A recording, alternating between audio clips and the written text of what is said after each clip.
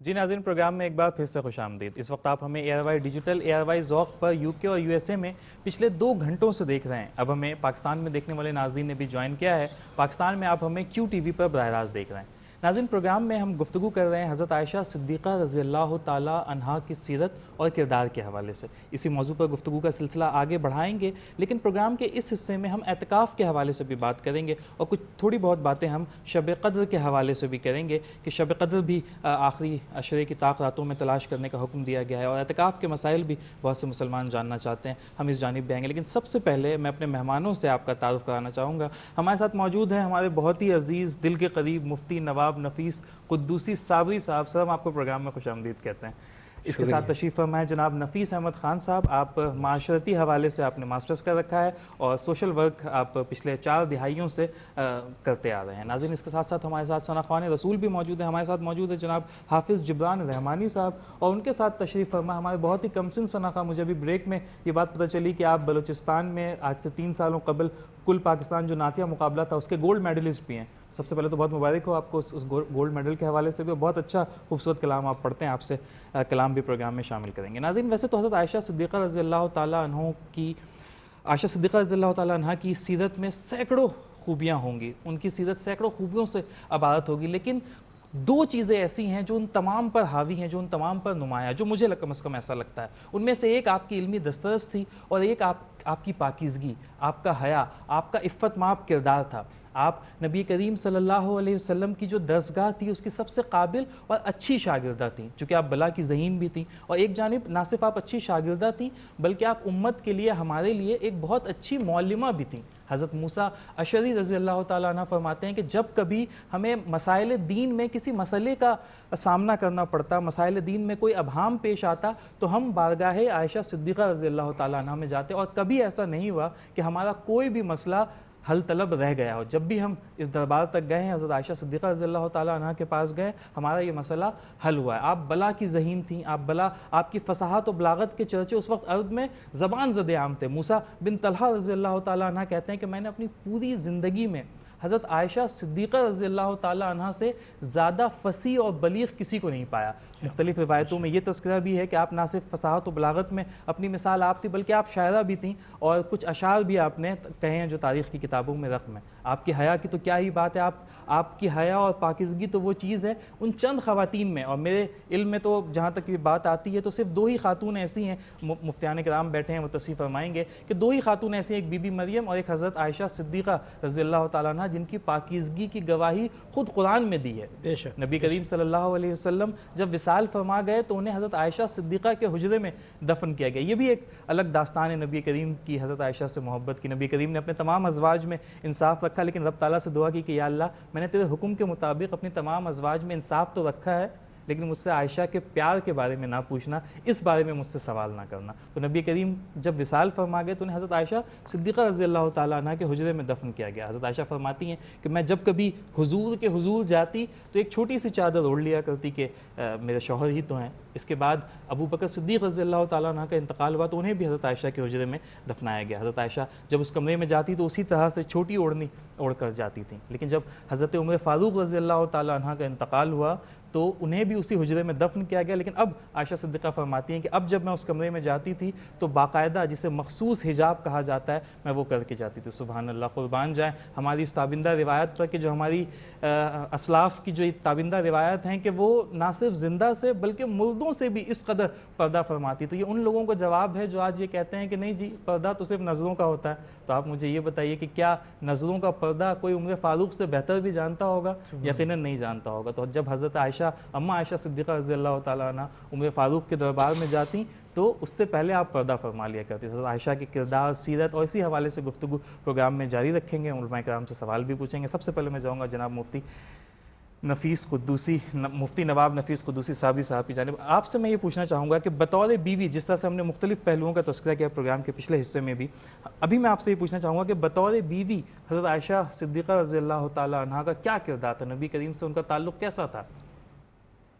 असल में उम्मुल मोमिनीन आयशा सिद्दीक़ा रज़ी अल्लाह ताला अन्हा तमाम अज़वाज मुतहरात में पहले तो कुंवारी थी, छोटी उम्र थी।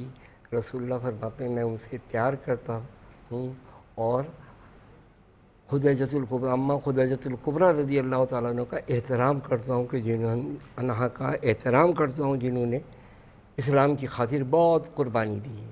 بے شک۔ تو ظاہر ہے کہ نبی کی زوجہ ہیں،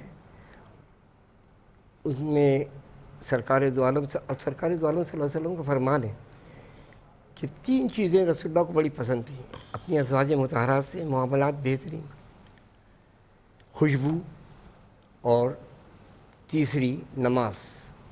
سرکار دو عالم کثرت سے پڑھا کرتے تھے، تو لہٰذا یہ جہاں تک تعلق ہے، اس میں ام المومنین عائشہ صدیقہ رضی اللہ تعالیٰ عنہا کا اپنا مقام ہے جو آپ بیان کر چکے ہیں میرا خیال ہے، اور انشاءاللہ تعالیٰ کبھی اور موقع آیا تو اس کے بعد پھر اس کے اندر بھی کریں گے، کیونکہ ہم اتنے سارے مضمون لے کے بیٹھے ہیں، اس میں سیدنا علی مرتضیٰ رضی اللہ تعالیٰ عنہ کی شہادت آ رہی ہے۔ بالکل ایسا ہی ہے، 21 رمضان المبارک کو انشاءاللہ انشاءاللہ اس پروگرام میں ہم پھر اس حوالے سے جی انشاءاللہ تعالیٰ زندگی بخیر آپ کی طرف ضرور واپس کریں آؤں گا، گے۔ لیکن اس سے پہلے نفیس احمد خان صاحب میں آپ سے اس کا معاشرتی پہلو جاننا چاہوں گا کہ جو نبی کریم حضرت عائشہ کی خوبصورت، مطلب میں تو یہ سمجھتا ہوں کہ دنیا میں شاید اس سے خوبصورت ازدواجی زندگی شاید کسی نے نہ گزاری، تو یہ جو اتنی تابندہ اتنی خوبصورت مثال ہمارے سامنے موجود ہے، تو آج کے مجھے لگتا ہے کہ امت کے لیے جو ازدواجی تربیت ہے اس کے حوالے سے بھی یہ مشعل راہ ہے، کیا کہتے ہیں آپ؟ بالکل، اس میں کوئی دو رائے نہیں ہے۔ الحمدللہ یہ اتنی بڑی اچھی روایت ہے اور اتنی بڑی مثال ہے کہ آپ نے ہمیشہ حضور صلی اللہ علیہ وسلم کا احترام کیا، آپ کی قدر کی، اور جتنا خدمت انہوں نے کی ہے میں نہیں سمجھتا کہ کسی اور امت مومنین نے کی ہوگی۔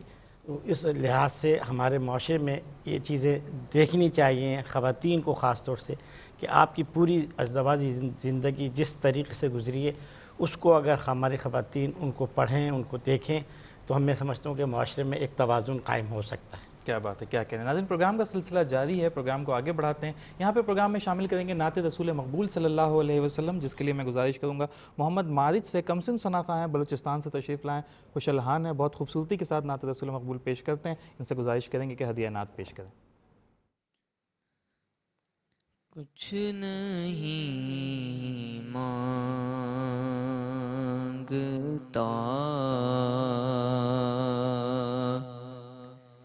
شاہوں سے یہ شیدا تیرا،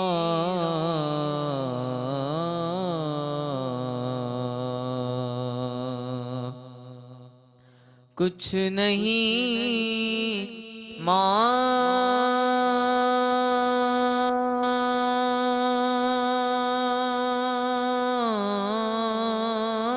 مانگتا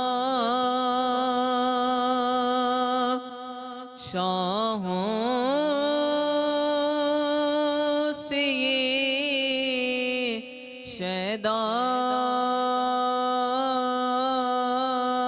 تیرا،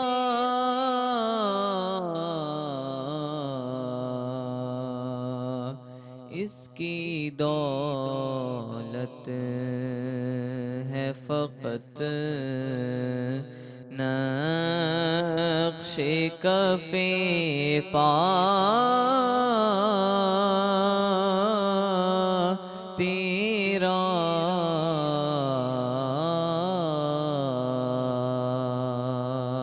اس کی دولت ہے فقط نقش کف پا تیرا،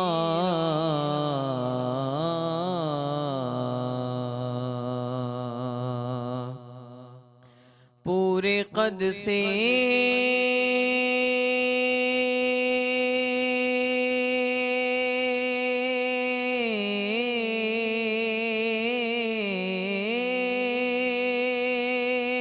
جو کھڑا ہوں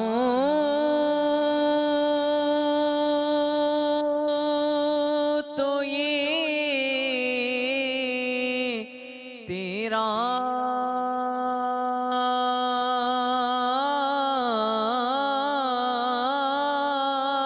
ہے کرم،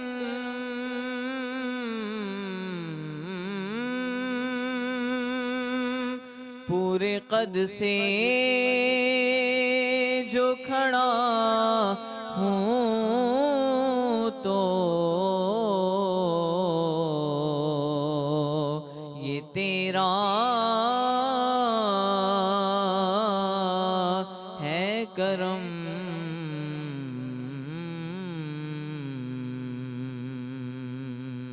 مجھ کو جھکنے نہیں دیتا ہے سہارا تیرا،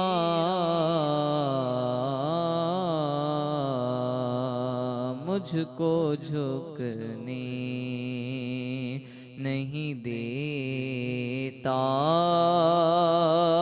ہے سہارا تیرا،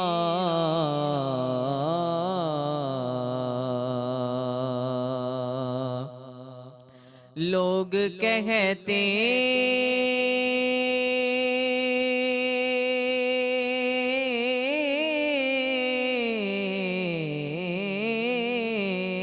ہیں کہ سایہ تیرے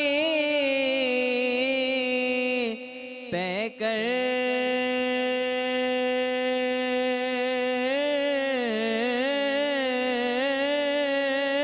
کا نہ تھا،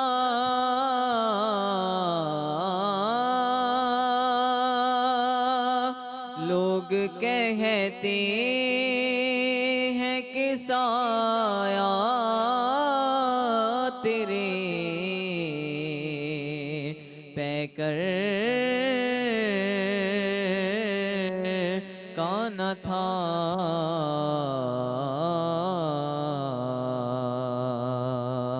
میں تو کہتا ہوں جہاں بھر پہ ہے سایہ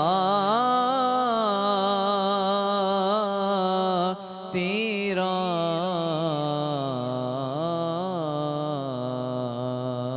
کچھ نہیں مانگتا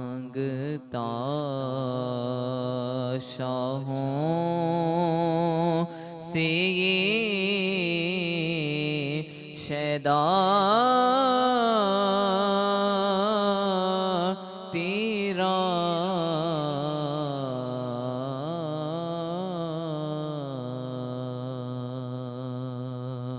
اللہ بھائی محمد معاذ زندہ باد زندہ باد. بہت ہی خوبصورتی کے ساتھ نعت رسول مقبول صلی اللہ علیہ وسلم پڑھ رہے تھے. ناظرین کلام سے پہلے جب ہم گفتگو کر رہے تھے نفیس احمد خان صاحب سے اور ان سے ہم تذکرہ کر رہے تھے کہ حضرت عائشہ صدیقہ رضی اللہ تعالیٰ عنہا کیسی بیوی تھیں اور نبی کریم سے ان کا تعلق کیسا تھا، تو اس حوالے سے ایک چھوٹا سا واقعہ یاد آتا ہے کہ ایک دفعہ حضرت عائشہ صدیقہ رضی اللہ تعالیٰ عنہا چرخہ کاٹ رہی تھیں. چرخہ کاتنا پرانے زمانے میں ایک مشین ہوا کرتی تھی جس پہ کپڑے بنا کرتے تھے اور اس طرح سے، تو وہ چرخہ چلا رہی تھی یا چرخہ کاٹ رہی تھیں. تو اسی دوران نبی کریم صلی اللہ علیہ وسلم گھر میں کچھ مختلف کام کر رہے تھے. اچھا، صرف اتنی سی بات سے ہمیں دو سبق ملتا ہے کہ گھر کے کام نبی کریم بھی خود کیا کرتے، تو حضرت عائشہ صدیقہ رضی اللہ تعالیٰ عنہ بھی خود کرتی تھی. کام کے دوران نبی کریم صلی اللہ علیہ وسلم کے ماتھے پہ پسینے کے چند قطرے نمودار ہو گئے. تو حضرت عائشہ صدیقہ رضی اللہ تعالیٰ عنہ نے جب نبی کریم کے پیشانی مبارک کو دیکھا، نبی کریم کی جو پیشانی مبارک تھی وہ بہت کشادہ تھی، پرنور تھی، دیکھنے میں ایسا معلوم ہوتا تھا کہ جیسے کوئی نور کا حالہ ہو جس نے احاطہ کر رکھا ہے.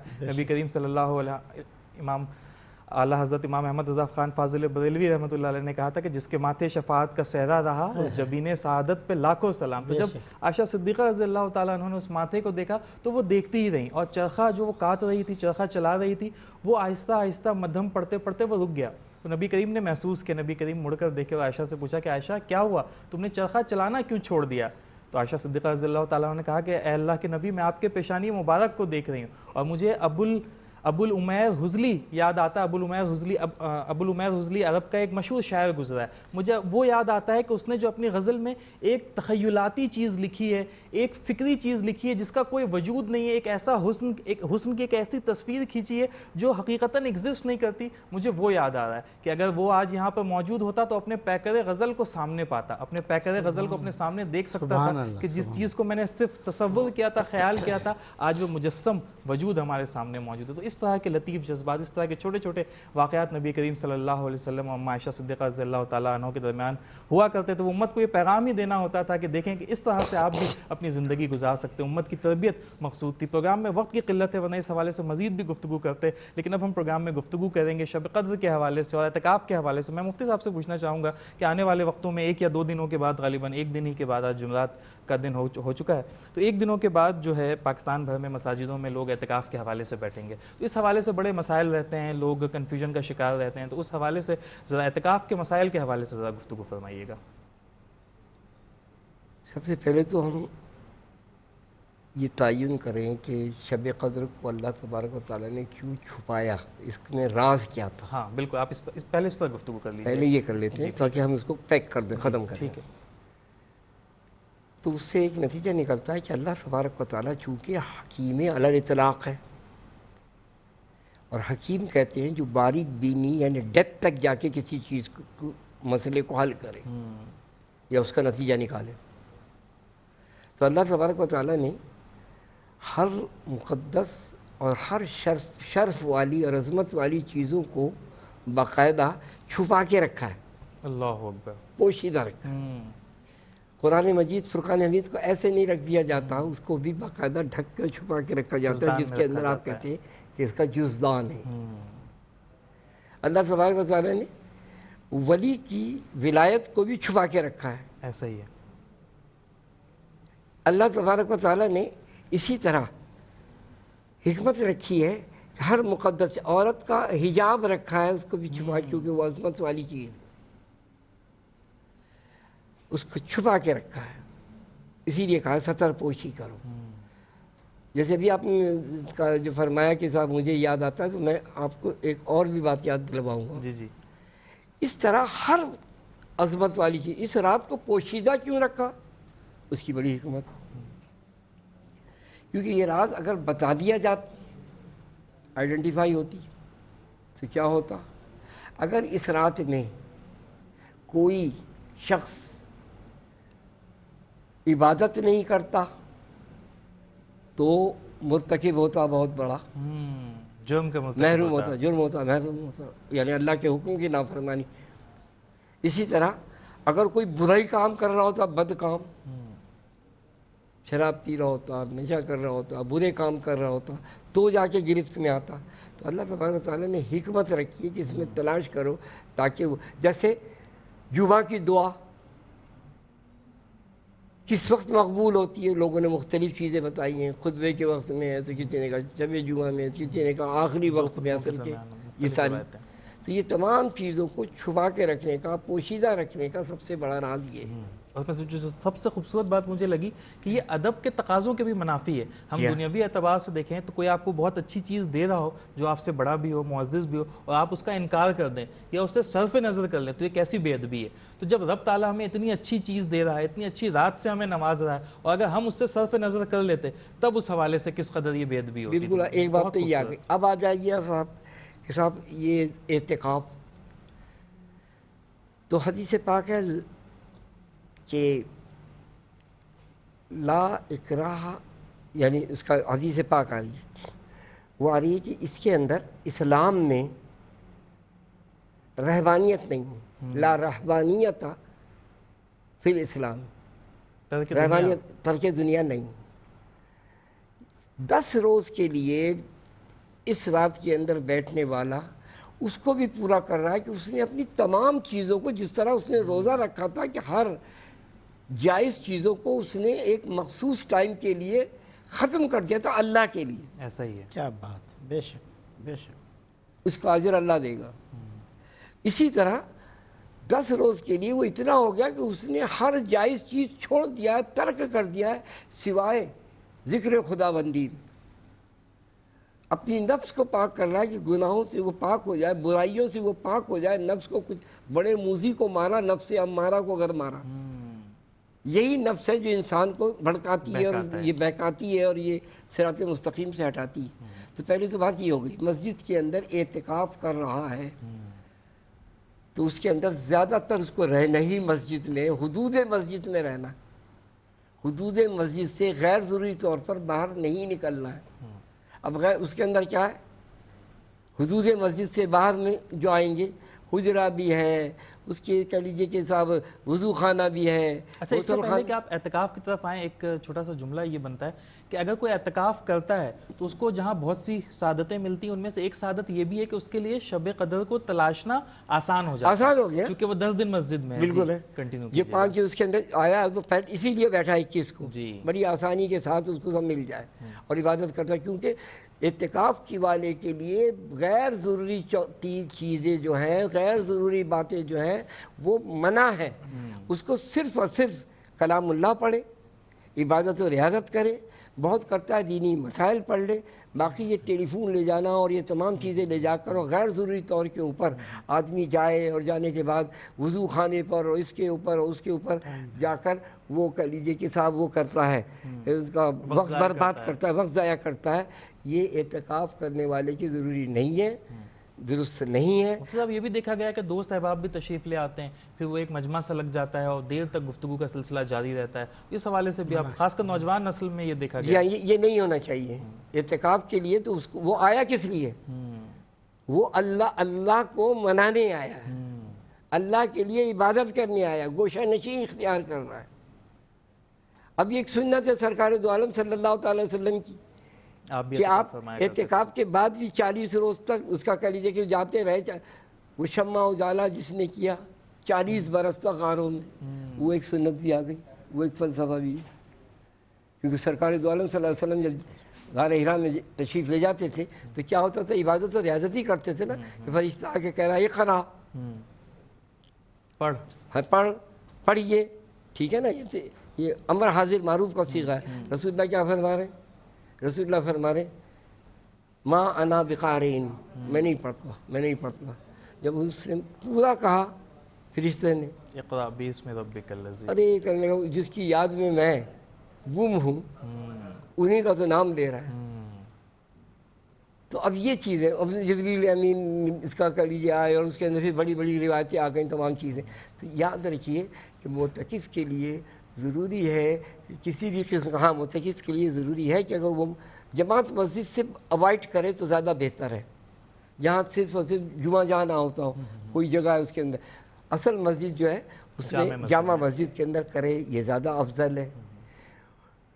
غیر اس کے اندر تمام چیزیں بھی ہیں ضرورت کہ اب معلوم ہو رہا گھر اتنی دور ہے، جا کے اعتکاف کر لیا اس نے، یہ درست نہیں ہے۔ اعتکاف جو ہے اس کے اندر اگر کوئی شخص اعتکاف کرنے بیٹھ گیا تو سمجھ لیجئے محلے کا، تو اس نے اپنے پورے محلے کے لوگوں کو باقاعدہ گناہ سے بچا لیا، چونکہ یہ فرض کفایہ ہے، اگر کسی ایک نے بھی ادا کر دیا تو تمام کا تمام۔ اس میں صحابہ کرام کا طریقہ کیا تھا جب وہ اعتکاف فرماتے تھے؟ تو کون سے اعمال تھے؟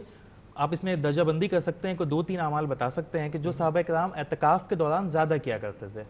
اعتکاف کے دوران دیکھیے افضل سب سے بہتر نوافل میں قرآن مجید فرقان حمید کا پڑھنا ہے، ٹھیک ہے، چھونا، دیکھنا، کھولنا۔ اس کے بعد عبادت و ریاضت ہے۔ اس کے اندر بندے کو عبادت و ریاضت کے اندر سب سے بڑا موقع ملتا ہے کہ وہ باقاعدہ استغفار کرے، مغفرت چاہے اللہ سے۔ اس سے بڑھ کے افضل اور کون ہے جو مسجد کے اندر ہے؟ سب سے بہتر جگہ کون سی ہے شریعت مطہرہ میں احادیث کی روح سے؟ مسجد، ایسا ہی پھر گھر۔ اب یہ جو چوراہے پہ بیٹھے ہوئے لگائے ہوئے گناہ عظیم ہے، بازاروں میں پھرنے والے، بازاروں میں بیٹھنے والے گناہ ہے۔ اصل افضل تو چیز یہ ہے، تو وہ اللہ کا گھر ہے، وہاں پر ہے، سب چیزوں سے اوائڈ کرے۔ اعتکاف کی نیت کیا ہوا ہے، معتکف کو اگر کسی قسم کی کوئی نجاست بھی اس کا کہہ لیجیے کہ وارد ہو جاتی ہے اس پر، وہ آرام سے جاتا ہے، وضو کر سکتا ہے، نہا سکتا ہے، غسل کر سکتا ہے۔ غیر ضروری طور پہ نہانا، غیر ضروری طور کے اوپر مسجد کو گندگی کرنا، یہ معتکف کے لیے درست نہیں ہے، بری بات ہے۔ اللہ کا گھر ہے، آپ کو صاف رکھے اور ہر شخص اس کا خیال کرے کہ میں اس وقت معتکف ہوں اعتکاف کی حالت۔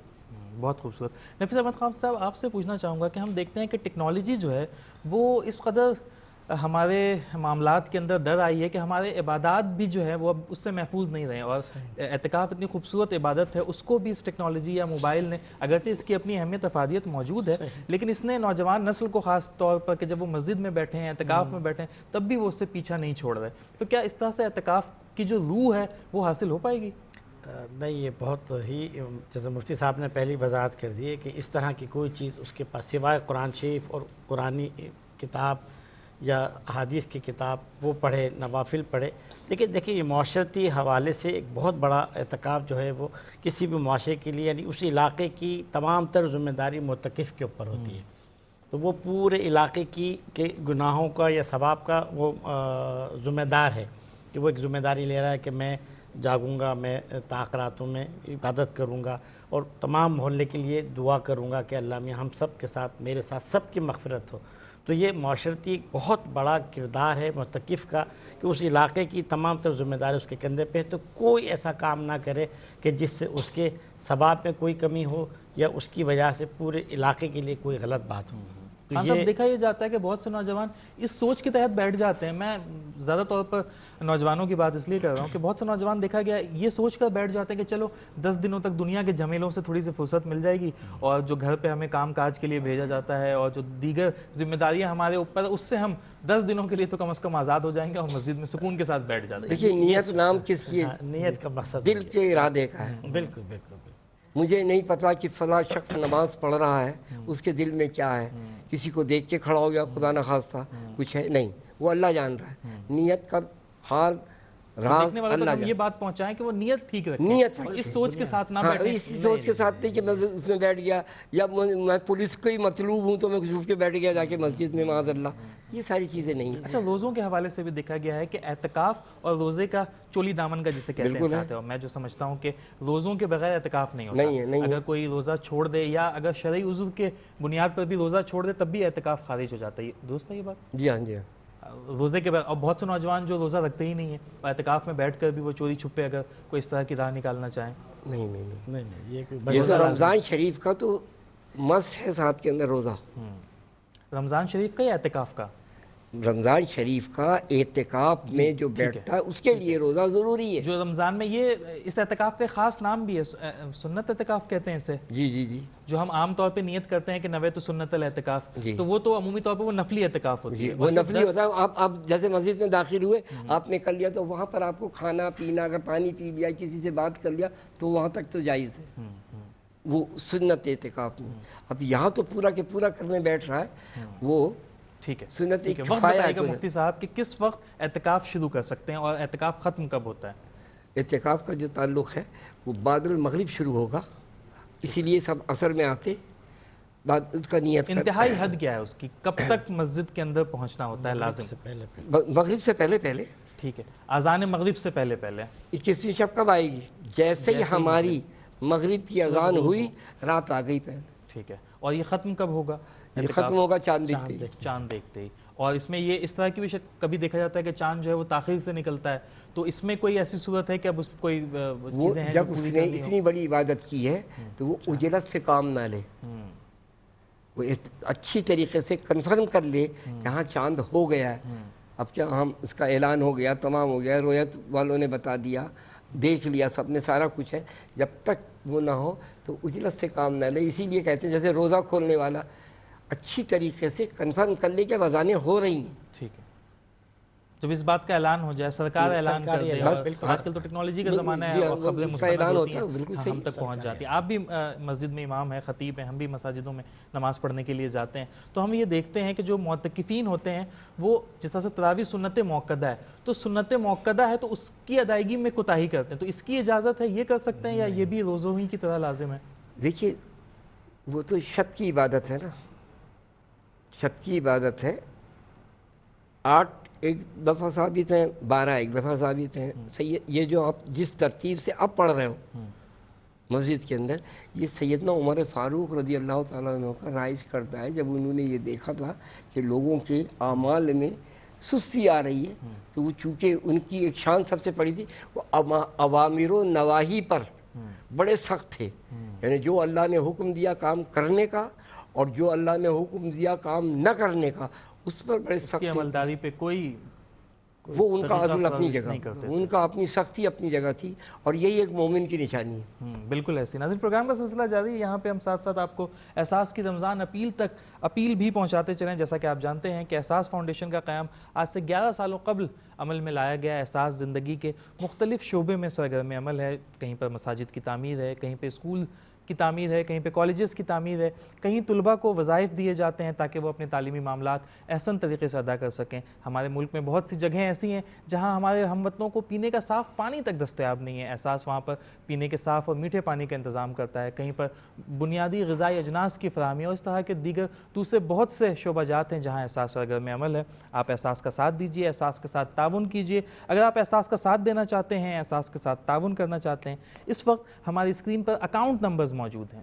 آپ ان میں سے کسی بھی اکاؤنٹ نمبر پر، چاہے آپ دنیا بھر میں جہاں بھی موجود ہوں، آپ جہاں سے بھی ہمیں دیکھ رہے ہوں، آپ ان اکاؤنٹ نمبرز پر اپنی رقوم آن لائن ٹرانسفر کر سکتے ہیں۔ آپ چیک کے تھرو جمع کروا سکتے ہیں، IBAN نمبرز بھی موجود ہیں، ان نمبرز پر بھی آپ اپنی رقم دنیا کے کسی بھی بینک سے ٹرانسفر کر سکتے ہیں۔ اس سال کے لیے جو ریٹ لسٹ علماء کرام نے ہمیں بتائی ہے وہ بھی اسکرین پر چل رہی ہے، میں آپ کی آسانی کے لیے پڑھ دیتا ہوں۔ زکوٰۃ الفطر کی رقم اس سال علماء کرام نے جو بتائی ہیں وہ $8 یا پھر 5 UK پاؤنڈز ہیں۔ فدیہ ایک شخص کا ایک ماہ کے لیے $240 یا پھر 150 UK پاؤنڈز ہیں۔ کفارہ ایک شخص کا ایک ماہ کے لیے $480 یا پھر 300 UK پاؤنڈز ہیں۔ 300 افراد کی افطاری میں آپ اپنا حصہ شامل کرنا چاہتے ہیں تو $240 یا پھر 150 UK پاؤنڈز ہیں۔ بچوں کے لیے عیدی اگر آپ دینا چاہتے ہیں تو $95 یا پھر 75 UK پاؤنڈز ہیں۔ رمضان میں راشن پیک کی تقسیم میں آپ اپنا حصہ شامل کرنا چاہتے ہیں تو $95 یا 85 UK پاؤنڈز ہیں۔ مساجد کی تعمیر میں اگر آپ اپنا حصہ شامل کرنا چاہتے ہیں تو اس کے لیے آپ کو $9,500 یا پھر 7,500 UK پاؤنڈز کے ساتھ احساس فاؤنڈیشن کے ساتھ تعاون کرنا ہوگا۔ ناظرین ہمارے ساتھ ایک مہمان نفیس احمد خان صاحب بھی موجود ہیں جو خود بھی ایک سوشل ورکر ہیں اور پچھلی 4 دہائیوں سے آپ سوشل ورک کر رہے ہیں۔ آپ احساس کے کام کو کس طرح سے دیکھتے ہیں؟ اس کے جو مختلف شعبہ جات ہیں آپ نے خود گراؤنڈ پہ آبزرو کیا ہے، ہم بھی آبزرو کرتے رہتے ہیں، آپ نے آبزرو کیا ہے، تو اس حوالے سے آپ نے کیسا پایا احساس فاؤنڈیشن کو؟ میں اس کا گواہ ہوں، اور میں جب بدر روڈ سے گزرتا ہوں مزار قائد کے سامنے بہت ہی خوبصورت باقاعدہ بہت طریقے کے ساتھ، بہت سلیقے کے ساتھ دسترخوان لگایا جاتا ہے۔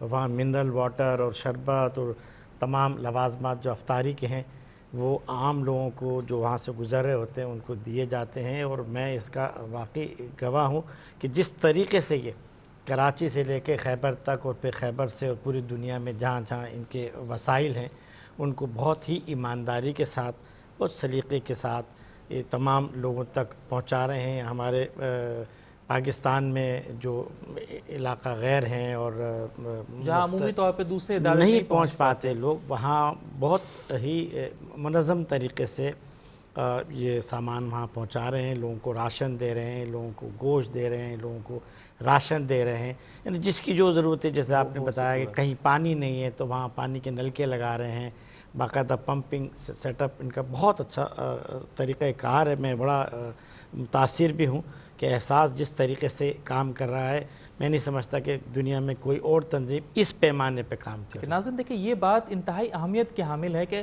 ہمیں جب زندگی میں دوسرے مسائل درپیش ہوتے ہیں نا تو ہم اس کے لیے بیسٹ تلاش کرتے ہیں۔ ہمیں کوئی میڈیکل سائنس کا مسئلہ ہو تو ہم ڈھونڈتے ہیں کہ اس مسئلے کے لیے سب سے اچھا ڈاکٹر کون سا ہے، پھر ہم اس ڈاکٹر تک جاتے ہیں۔ لیکن ہمیں جب کوئی دینی مسئلہ درپیش ہوتا ہے، بعض اوقات ایسا بھی دیکھا گیا ہے کہ لوگ زکوٰۃ کی رقم انہیں پتہ نہیں ہوتی، وہ زکوٰۃ کی رقم جیب میں رکھ لیتے ہیں اور چلتے پھرتے جو کوئی فقیر مانگنے کے لیے آتا ہے اسے نکال کے وہ رقم ادا کرتے ہیں، اور وہ یہ بات بھول جاتے ہیں یا شاید ان کے علم میں نہ ہو یا انہیں پہلے سے بات پتہ ہی نہ ہو کہ جو زکوٰۃ کے مصارف ہیں وہ شخص اس پر پورا اترتا ہے، جو شرائط ہیں کہ کس کو زکوٰۃ دی جا سکتی ہے اس پر پورا اترتا ہے یا پورا نہیں اترتا۔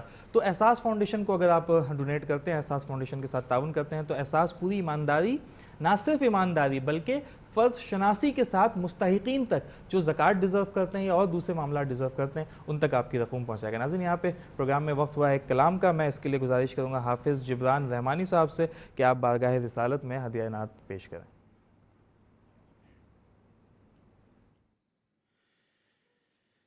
سیرے گلشن کون دیکھے دشت طیبہ چھوڑ کر سیرے گلشن کون دیکھے دشت طیبہ چھوڑ کر سوئے جنت کون جائے در تمہارا چھوڑ کر سوئے جنت کون جائے در تمہارا چھوڑ کر سر گزشتے غم کہوں کس سے تیرے ہوتے ہوئے سر گزشتے غم کہوں کس سے تیرے ہوتے ہوئے کس کے دامن میں چھپوں دامن تمہارا چھوڑ کر کس کے دامن میں چھپوں دامن تمہارا چھوڑ کر سوئے جنت کون جائے در تمہارا چھوڑ کر ایسے جلوے پر کروں میں لاکھ حوروں کو نثار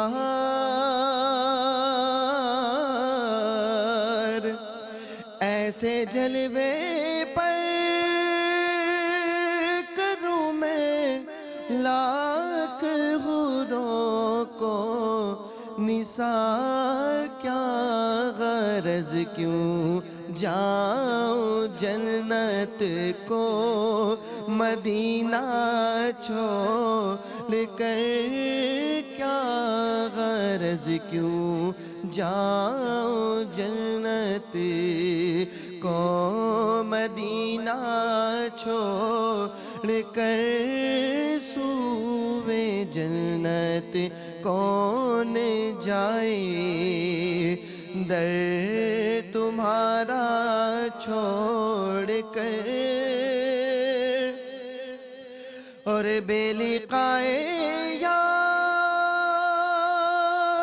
ان کو چین آ جاتا اگر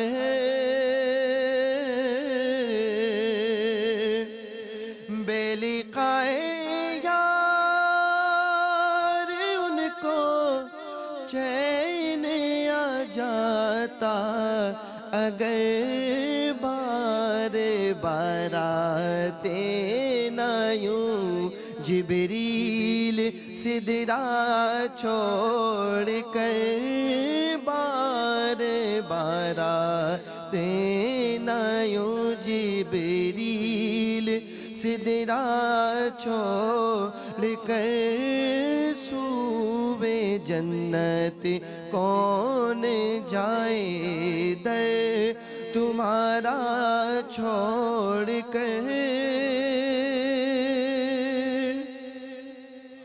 دور سے جنت میں لاکھ حوروں کا تصور صحیح، میں ایک انسان کے عشق سے نکلوں تو وہاں تک سوچوں. ماشاءاللہ بہت ہی خوبصورت کلام پیش کرے تھے. ناظرین پروگرام اپنے اختتامی مراحل کی جانب ہے. ہمارے ساتھ جو مہمانان گرامی موجود ہیں ان کا شکریہ ادا کرتے ہیں. آپ اپنے قیمتی وقتوں میں سے وقت نکال کر یہاں پر تشریف لائے. یہاں پہ ہم آپ سے اجازت چاہیں گے. اپنے میزبان سید عمران ودود کو اجازت دیجیے.